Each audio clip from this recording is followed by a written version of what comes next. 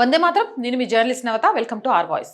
మనిషికి జంతువుకు తేడా ఏంటంటే, మనిషికి కాస్త బుద్ధి, సిగ్గు, మానం, అభిమానం లాంటివి ఉంటాయి. జంతువులకు అవి ఉండవు. అదే తేడా. కానీ ఈరోజు కొందరు మనుషులు జంతువుల కంటే హీనంగా ప్రవర్తిస్తున్నారు. ఒక వీడియో చూపిస్తా. అసలు వీళ్ళు మనుషులా, వీళ్ళకన్నా జంతువులు చాలా నయమేమో అనిపిస్తుంది. చూసేయండి.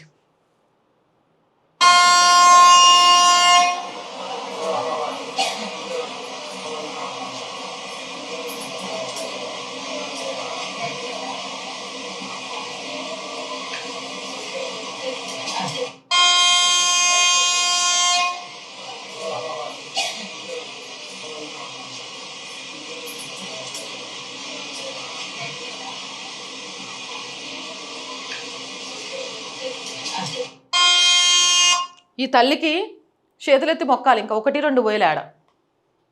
అది అసలు ట్రైనేనా? ప్రజల కోసం ప్రభుత్వాలు పనిచేస్తున్న వ్యవస్థలను ప్రజలే సర్వనాశనం చేస్తే ప్రభుత్వాలు ఎంతవరకు పనిచేస్తాయి?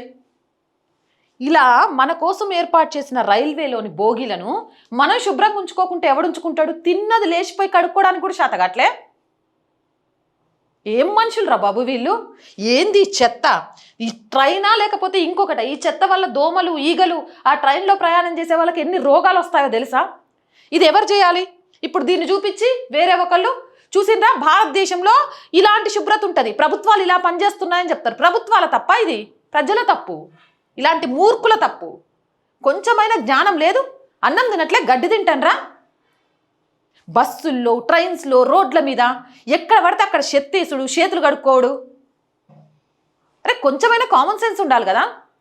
హ్యాండ్ వాష్ ఉంటుంది, వాష్రూమ్స్ ఉంటాయి, చెత్త పడేయడానికి ఒక కవర్లో ఒక ప్లేస్ ఉంటుంది.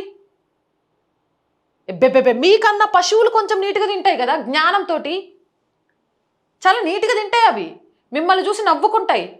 మనుషులు మాకంటే గొప్ప అని చెప్తారు. వీళ్ళేంది మాకంటే దరిద్రంగా ఉన్నారు అని. ఆడే చేయగలుగుతుంది, ఆడే తిన్నది. ఇంకా అమ్మకు లేవడం శాతనైద్దో కాదు, ఆడే పోద్దేమో కూడా. సిగ్గు లేకపోతే సరే. ఒకటి గుర్తుపెట్టుకోండి, ప్రభుత్వాలు చేయాల్సినంత భారతదేశం కోసం చేస్తూనే ఉన్నాయి. వాటిని శుభ్రంగా కాపాడుకోవాల్సిన బాధ్యత మన మీదే ఉంది.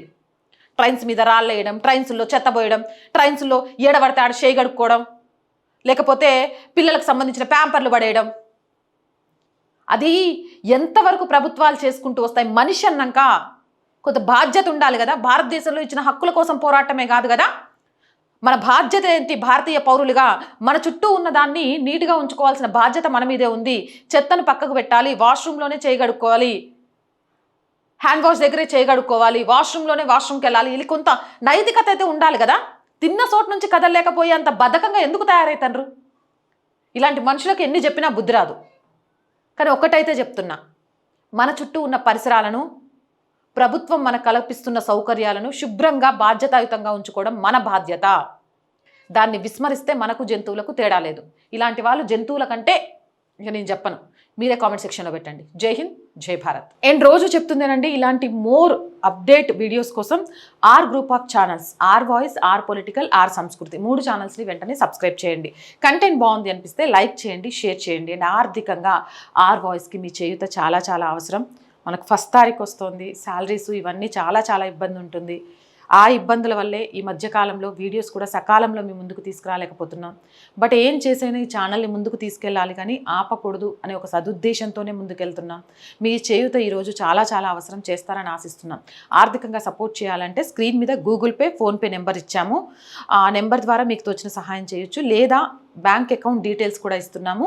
దాని ద్వారా అయినా మీరు తోచిన సహాయాన్ని అందించవచ్చు. అలాగే వ్యాపారస్తులు వ్యాపార ప్రకటనలు ఇవ్వడం ద్వారా కూడా ఆర్ వాయిస్కి అండగా నిలబడవచ్చు. 8328500576 నెంబర్ని సంప్రదించండి. జై హింద్, జై భారత్.